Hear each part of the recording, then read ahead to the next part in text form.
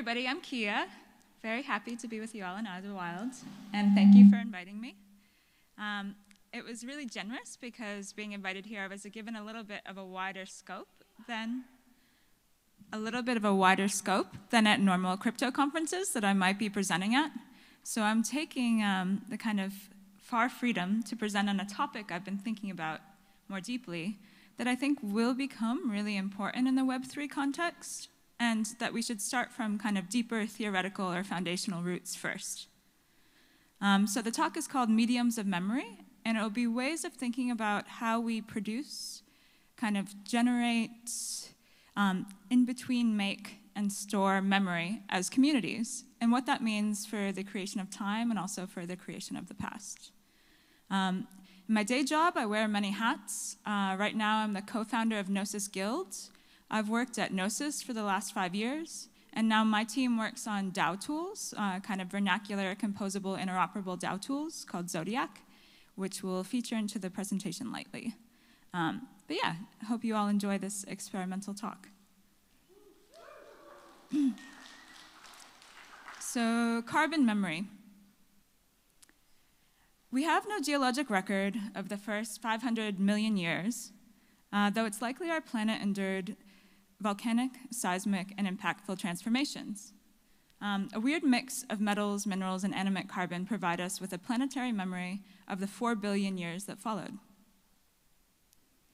And attempts to frame and often hilariously decode the story of the planet's geologic record are at the core of many cultural debates. So, for example, the concept of the Anthropocene, which recently captured both cultural institutions and climate scientists alike, in my opinion, left a kind of discursive stalemate in its wake. And still, despite their increasing number, popular stories of the planet's geologic record often follow the trajectory of overall linear progress, instigated by an originary event like the Big Bang or Adam and Eve in a garden. Similarly, first came simple and then more complex organisms, just as first came nomadic and then came sedentary societies. However, today, discoveries like Göbekli Tepe and books like The Dawn of Everything have started to shift this mainstream narrative toward understanding memory and the notion of time it delivers us as something kind of knotted, cyclical, and giving us a form of technology. So within this framing, you can start asking, what is the medium, or what are the mediums of memory, or what is the shape of lore that they produce? So back in 1966, Francis Yates published The Art of Memory. So it details a kind of more Western or Hellenic Greece-oriented practice of rhetoric called practice of memoria that started with Simonides, who was a Greek poet, and he was delivering a poem at a dinner party but happened to step outside, and at that moment the building collapsed. And in order to recount the lives that were lost, he was the only remaining survivor, and he had to visually remember and walk through in his mind where everyone was sat at the dinner table in order to identify their remains. And actually, this practice became known as the Method of Loki. So the idea of walking around a kind of imaginal space in your mind and being able to map different information to it, often effectively charged. And this Method of Loki would go on to kind of inform a school of rhetoric for centuries following, and actually become quite controversial because we used to have controversies about things like this. And in Yeats's book, she goes over several different examples of how this Method of Loki, or the idea of a memory palace, something kind of imaginal, architected in your mind, would inform rhetoric. And so here's Camillo's Theater of Memory. So produced during the Renaissance, it was a description of a theater that could store the whole world's knowledge. Quite hubristic. But you might see people claiming that like MySQL databases can do this today. So in the theater of memory, the kind of relationship between audience and performer were reversed. The person would inhabit the kind of theater of memory by standing in the central space and look out upon the world's knowledge. So at this time, this would be the kind of merger of natural history. So arts and sciences weren't so clearly divided. It would be types of plants, the beginning of a taxonomy. And for each level here, there were 7 main levels. Each one corresponded to a visible planet. So there was something already encoded in this idea of a memory palace that you could walk through that had a relation to an idea of planetary scale. So something kind of beyond the local was embedded already. And similarly, there's kind of memory seals from people like Giordano Bruno of drawing diagrams and trying to map different facts about art history, about different art practices, and also tying them to kind of a cosmological nature. Similarly, there's much older practices of memory really deeply linked to time. So I think that we're all probably somewhat familiar with the idea of a solar zodiac, so different animals and different months and your sun sign. But there's actually an older zodiac called the Lunar Zodiac. And this has been around much longer because it's very visible to the naked eye. And the moon, though slightly irregular in its cycles, is roughly 29.5 days. And for each one of these days, it would pass close to a visible fixed star. And for each one of these, kind of lore developed around how that particular star and the moon being there evoked a particular animal. And here you can see the kind of stars mapped out to the different days in the lunar month cycle. And then you have scholars like Ibn Arabi in the 12th century who basically mapped different letters and different stories and different sounds to each of the days or to each of the stars. And what it produced was a very strong and durable mnemonic system for remembering whatever you wanted. And one of the most interesting things about the book, The Art of Memory, is a review that was written 1 year later by Marshall McLuhan, the media theorist, Medium is the message guy. And I thought it was really interesting because he likened memory palaces to forms of religious meditation that use a structure to store a story memorized through discrete images that can be revisited through time, such as just the recurrence of the year. One holiday is always the same holiday. Or through space, such as the Stations of the Cross. And this is where the most interesting link comes. McLuhan writes in the review, Camillo affords the communication between the private memory system and the public theater as an image of the world. And so in this conception, memory theaters introduce the notion of a public space to the practice of memoria. So it's a kind of virtual architecture that could not only create, store, and recall knowledge for an individual, but be traversed by others, a public, over time. So we have the first form of kind of like civic imaginal space represented here. And in another book written much more recently in 2014, The Memory Code by Lynn Kelly, she similarly goes on quite global scale to different architectures that she surmises and theorizes pertain to memory, some much more explicit than others. One very explicit example that she cites is the Lucasa Board. So court historians, known as the men of memory, would run their fingertips along the surface of this board and point to its features while recalling genealogies, king lists, maps of protocol, migration stories, and epics. And clusters in the diagram could represent lines of migration. For example, a common anti-hero in some of the stories that were told with the Lucasa was a red-skinned rainbow serpent. And in Lynn's book, she says it was often represented by the red bead, and other beads were often also protagonists. But I think there's something here in the medium itself that the red bead also kind of carries part of the story. It's not just a representation of the character, but changes how the character is portrayed over time and through different generations. It's as much a part of the story and not a kind of dead piece of representation. And she goes on to cite kind of different places around the world, archaeological sites and otherwise, that have been used, she surmised, for memory, some of them very explicit. And even with these funny kind of toys that she finds, she says, oh, these would be the perfect devices to be able to map a story, a genealogy, a king list, an epic poem. And what I find redeeming about her hypothesis and theses throughout the book is that she actually cites different types of matter were better for lending memory if they were irregular in some way. If they weren't all straight lines in the same kind of uniform distribution, but if they had quirks and strangeness to the form, it was much more easy to be able to map an idea or a story to something irregular than to something repetitive, which I think is in direct contrast with our model of how we think about memory today. So to make a kind of crude distinction, if we have carbon memory, now today we have a conceptual model of silicon memory.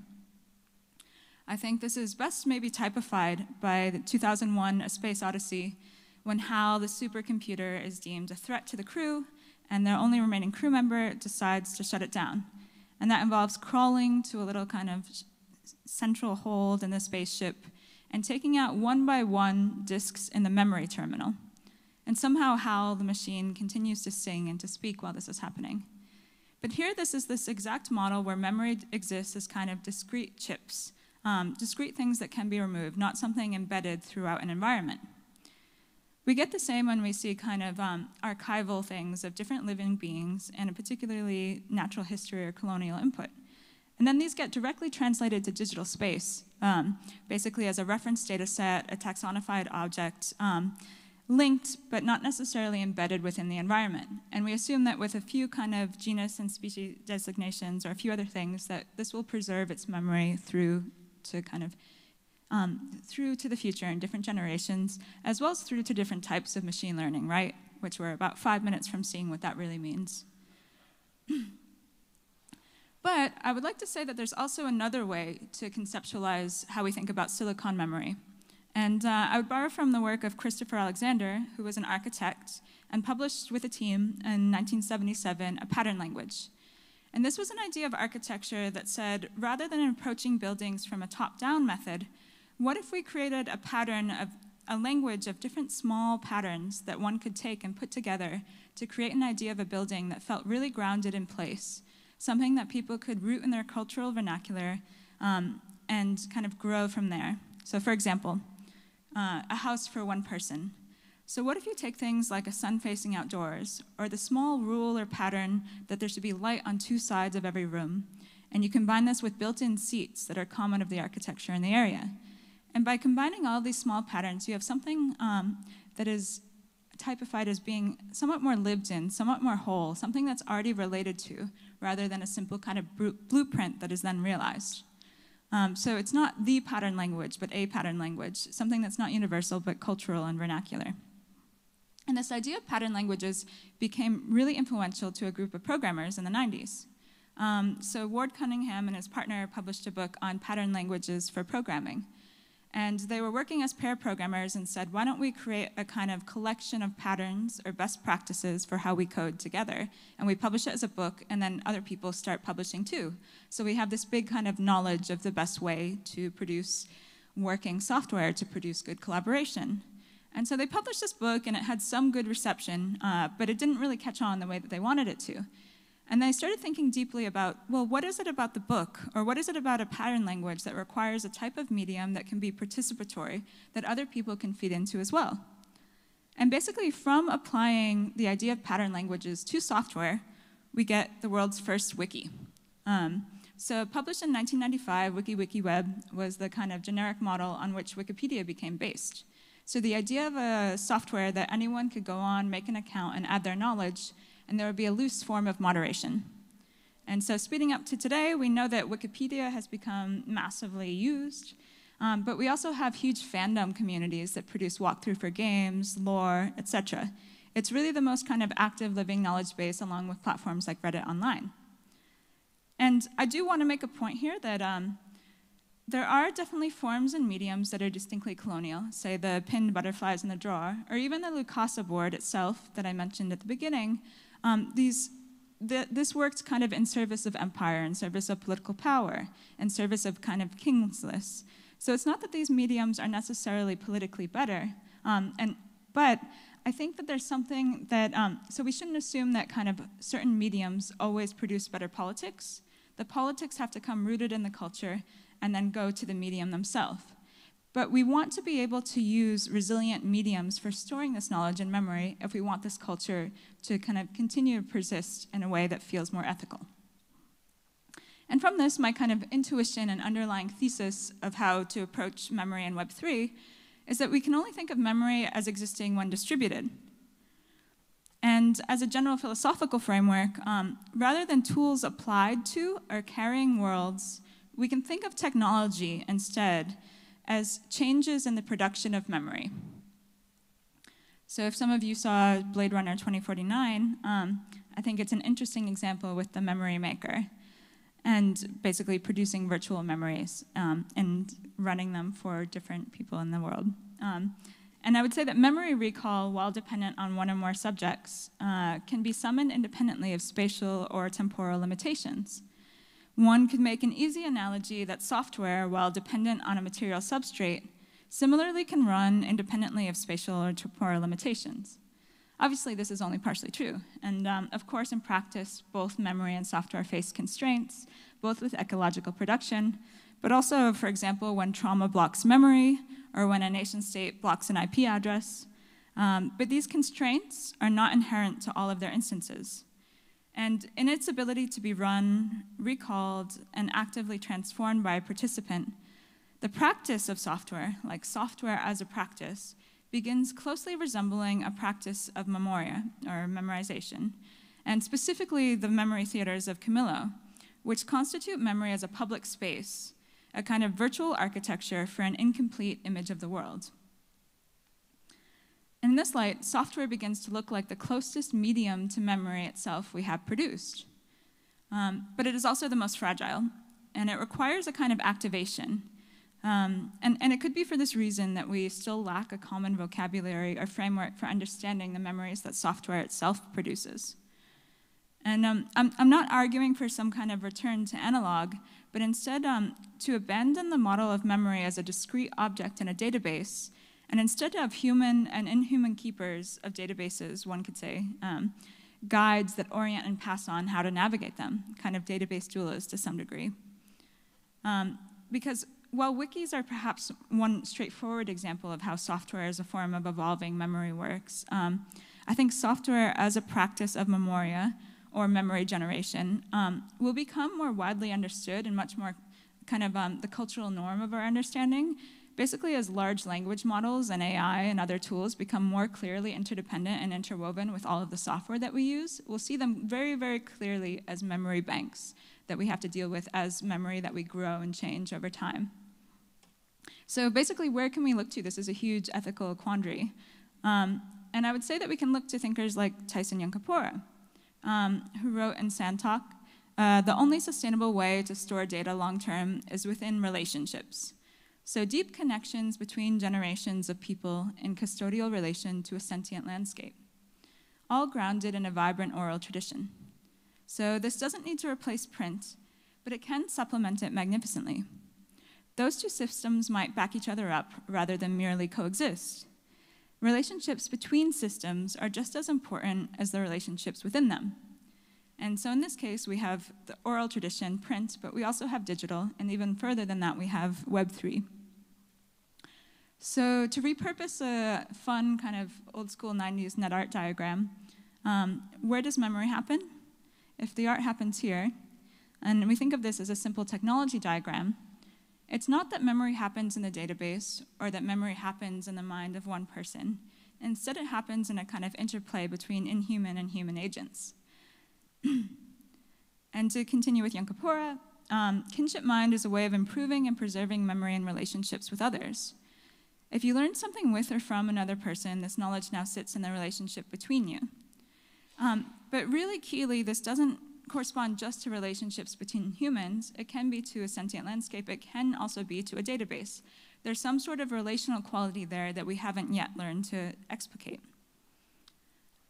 So in my work at Gnosis Guild, we just launched Zodiac Wiki, which is a tool kind of harkening back before, to try to bring the knowledge of pattern languages to a wiki platform and do that within the DAO and Web3 communities. So it's the idea that you can take small patterns that help DAOs or any types of decentralized organizations, and you can allow people to update and curate them over time. So for example, there's one here called ease of exit. So this basically says that all members within an organization should have an easy enough path to leave as they did to enter, which especially with Toby's talk and thinking through kind of cultural communities replacing product at the center, ease of exit becomes extremely important because you are so mentally, emotionally, or otherwise interwoven with it. So by having these small patterns and different ways and links to tools that you can deal with them, presented in a kind of community-curated, poetic way, they might have a resilience and a kind of relationship that best practices guides usually fail to. And with the Zodiac Wiki, we have the Zodiac Ecosystem. So we have the tools, we have the open standard, and we also have the wiki that will be governed by tokens. And those tokens will not only be like kind of for voting or owning decision-making platform, but they'll also be for admin and curating the wiki itself. And we have a bunch of wonderful partners in the ecosystem that will all be and already have been inputting. So that project is really an idea of how can we bring kind of different memory practices to Web3 and porting over from Web2 software. But there's still the question of what is the actual Web3 native wiki, or what is the actual medium of memory for Web3? And I wrote an essay a couple of years ago on the 8 qualities of decentralized organizations. So kind of like 8 ideas or promises imagined that we could have related to DAOs. And one of them was mnemonic. And here the mnemonic quality indicates the organization automatically can produce a public record through its operations. The idea that the kind of actions of the organization are immediately publicly on chain, the institutional record is there. And often the task of preserving formal and tacit knowledge has been historically assumed by stories and by institutions, such as archival libraries and monasteries. And through partially automating the production of institutional memory, I wrote, DAOs can promise accountability, as well as intergenerational knowledge transfer. And this was a lot of the promise of DAOs, right? But what then is the practice of memoria on-chain? And can we rely on a transaction history, a de facto kind of trustless web of trust to tell this story well? And I would say events from this week, for many reasons, say no. I think that how we have to think about on-chain data is coming to a reckoning point, and how we have to think about DAOs as mnemonic institutions is as well. We have the question of what is public and what is private. And I think that the cultural norm that will be solidified most this year is where the line falls on public versus private transactions. So it depends on zero-knowledge adoption, and another part on pushing back the transparency narrative only to questions of civic accountability. So where do we see institutional accountability being so great that it necessitates kind of transparency? And also with the cypherpunks line of like anonymity for the most vulnerable and transparency for the most powerful. But how do you actually have the power to institute that? So this is where I think kind of the talk goes a little bit more hypothetical in thinking through what is zero-knowledge memory. So it sounds like a paradox, but it might be the most resilient form of mnemonic institutions that blockchains have. So as zero-knowledge usually goes, it's the saying that kind of, I know that I know, without knowing what I know. And it's a kind of handshake that preserves both human mystery and human dignity at the same time. So we have to start thinking about what are these different types of memory-preserving practices we have as communities, as DAOs, as individuals, and how can these afford, when we have these kind of automatically producing records, what should be public and what should be private, and how do we keep the memory of what doesn't necessarily need to be universally public alive still? And we can start saying what is lunar and what is solar. We can think of how the lunar zodiac guides us through a different type of time. And it's ultimately this feedback loop between technology and memory, both alive in a way that is different than we're alive, that is the stuff of lore. And lore is not created by co-founders of a project that won't last a year, and nor is it the stuff of managers. It's instead what happens when feedback from the worlds around us become articulated in mediums that outlast and outgrow us inhumanly. And I would say lore is a type of memory, a very specific type of memory that articulates its aliveness in its structure. Thank you.